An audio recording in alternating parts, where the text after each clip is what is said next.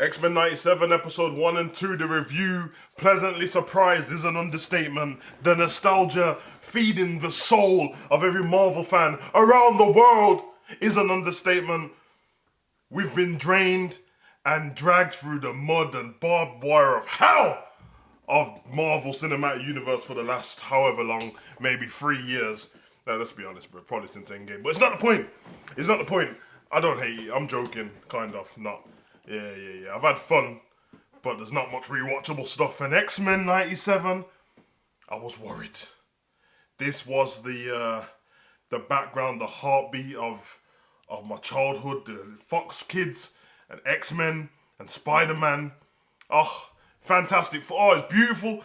And now they've redone it, they've remastered it. Have they made it better? Let me let you know. And I'm going to try not to spoil anything in this episode 1 and 2 review. And then going on from here when we get to episode 3, by the time we get to that, hopefully everyone's seen it. Because federal people just running to the internet and ruining it for everyone. And yes, you can have spoiler reviews. I've done many before. But a lot of people keep doing spoiler reviews with the spoiler in the thumbnail, which means you can't escape it. So, the artistry, the design, great. They've updated it. It's not exactly the same as it was back in 97 or even 92, to be honest. I remember that weird shift around like season 5 where the art changed.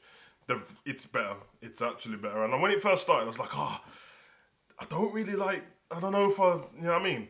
But as it goes on, incredible, very sharp, updated. The colours are way updated. It's not as dull anymore. The main thing for me, which is crazy, but straight off, was the theme song. Is it the same? Do they have the same intro? Yes, and yes. It's a little bit different, but I don't think you can tell unless you're a nerd like me. But I love the intro. The only thing different to the intro, they've updated it with Morph and Bishop. If I'm correct, Morph and Bishop wasn't in the original intro. I should know this because I've watched the original X-Men on Disney Plus not that long ago, maybe last year. So this does kick off literally months after the final season from 97 where Charles Xavier was shot. And it's Scott pretty much taking mentorship of the whole X-Men and where do they go from there? What does Magneto do in his quest to build an army to take over the human race after what they've done? Anyway, not to mention what they've done to his best friend. You have all the individual stories of each X-Men. You have the pregnancy of Jean Grey. And it's beautiful. And obviously you have more mutants added to the X-Men or the show of what we didn't know before. You have the Sentinels. And obviously you have the government, the United Nations causing problems. The first episode in particular, really just fed the nostalgia for people who had watched it prior. Of course, you don't need to watch it prior to watch this, but I would say to most people, especially if you're of a certain age, go watch the old one, simply because it dives straight into the story. There's no redoing of a story and rewriting stuff. It's literally it's straight from what happened to Charles next episode, and I actually love the way they've done that.